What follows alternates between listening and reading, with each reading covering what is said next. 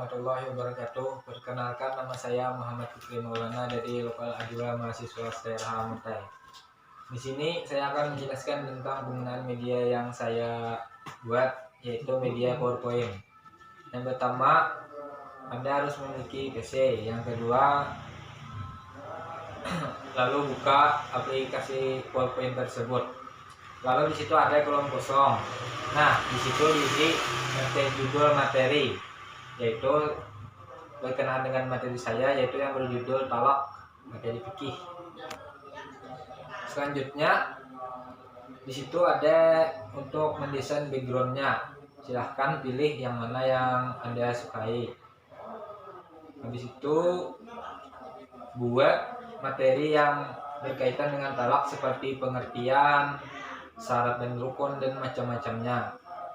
Setelah Anda sudah membuat isi materi seperti pengertian, macam-macam syarat dan sebagainya, itu Anda bisa menyimpannya di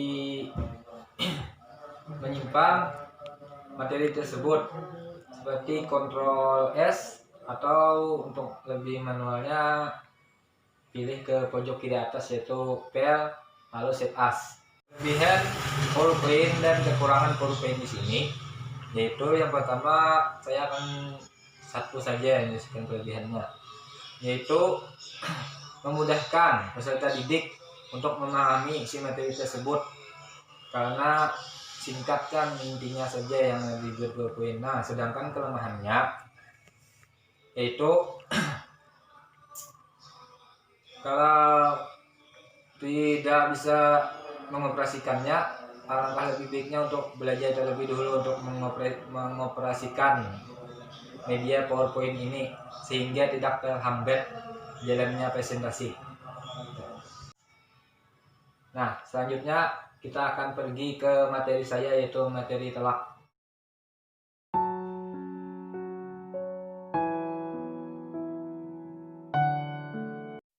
Pengertian talak. Talak ialah melepaskan tali ikatan nikah dari pihak suami dengan menggunakan lafaz tertentu. Dalam Islam, talak merupakan perbuatan yang halal, tapi sangat dibenci oleh Allah Subhanahu wa taala. Rasulullah Shallallahu alaihi wasallam bersabda dalam satu hadis yang diriwayatkan oleh Ibnu Umar radhiyallahu an, di antara hal-hal yang halal namun dibenci oleh Allah adalah talak. Hadis riwayat Abu Daud dan Al-Hakim. Berdasarkan hadis di atas, hukum talak adalah makruh, akan tetapi hukum tersebut bisa berubah dalam kondisi-kondisi tertentu. Berikut penjelasan ringkasnya. A. Hukum talak menjadi wajib bila suami istri sering bertengkar dan tidak dapat didamaikan. B. Hukum talak menjadi sunnah jika suami tidak sanggup memberi nafkah.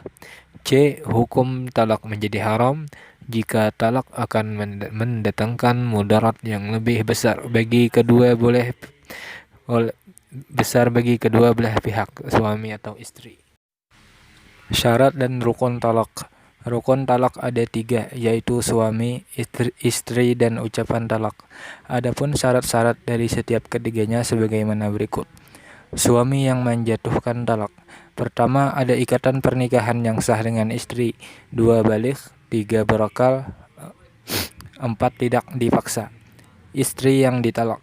Pertama, mempunyai ikatan pernikahan yang sah dengan suami. 2, masih dalam masa iddah talak raji yang dijatuhkan sebelumnya. Ucapan talak. Macam-macam talak ditinjau dari proses menjatuhkannya. 1. Talak dengan ucapan. Talak dengan ucapan terbagi menjadi 2.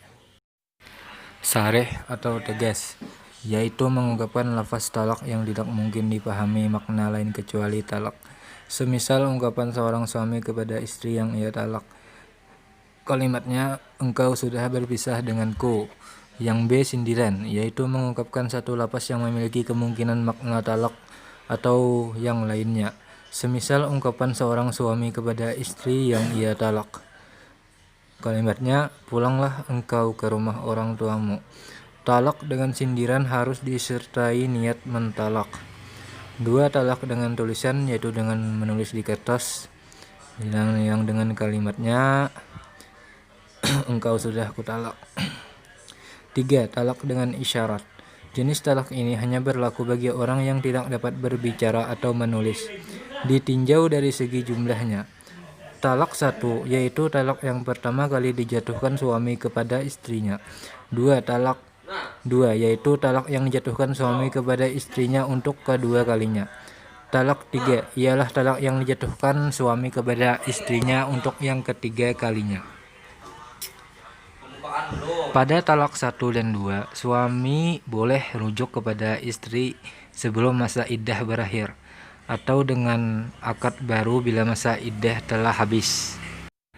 Akan tetapi, pada talak 3, suami tidak boleh rujuk dengan istrinya, kecuali jika ia telah menikah dengan laki-laki lain, pernah melakukan hubungan biologis dengannya, kemudian ia dicerai dalam kondisi normal.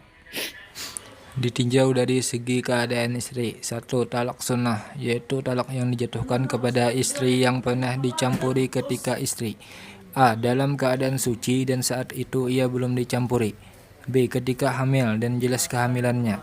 2. Talak bid'ah, yaitu talak yang dijatuhkan kepada istri ketika istri A. dalam keadaan haid, B. dalam keadaan suci yang pada waktu itu ia sudah dicampuri suami. Talak bid'ah hukumnya haram.